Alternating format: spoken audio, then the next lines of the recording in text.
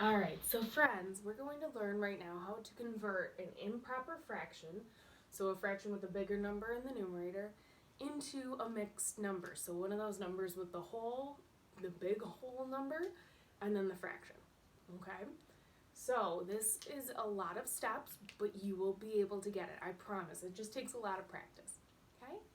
So step number one is we need to turn this improper fraction into a division problem. So watch carefully. So this numerator, the pink numerator, is going to live inside my house. Ooh, my ink here. Because when we have a division problem, the bigger number is always inside the house. You can't really divide into smaller numbers.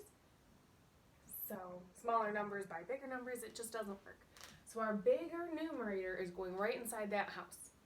My denominator is going to live right outside the house. And this is what we're going to be dividing by. Alright? So, then step number 2 is to divide. So, my first question I'm going to ask myself is how many groups of 7 can fit into 18? Or 7 times what gets me close to 18? If you need your multiplication chart, you can always use that at this point. I just don't have one right now. I can print one out if I need it, and I will leave one down below also. But, so 7 times what gets me close to 18? So if I count by 7s, I have 7, 14.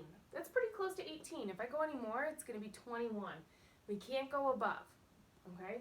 So 7, 14. So that's 2 groups of 7. So that 2 is going to go right up here. Okay. Now, so this is our does McDonald's sell cheeseburgers? So we divided. Now we need to multiply the divisor and the number on top. 7 times 2 is 14. That number is going to go below.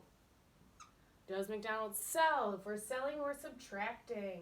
8 minus 4 equals, here we go. 8 minus 4 equals 4. 1 minus 1 is nothing. So we have a remainder of 4. So if we wanted to write it like this, we could do that. Then, all we need to do is we need to figure out how to write this now as a mixed number. So the green number, the big number on top of our house, is the number that is our wholes. There are 2 full groups of 7 that can go into 18. So this is a 2. Our remainder becomes the denominator because that's how many pieces are left over, okay? And then our divisor is our denominator because that's how many pieces make up our whole. So, 18 over 7, or 18 sevenths, is the same thing as writing 2 and 4 sevenths. Very good.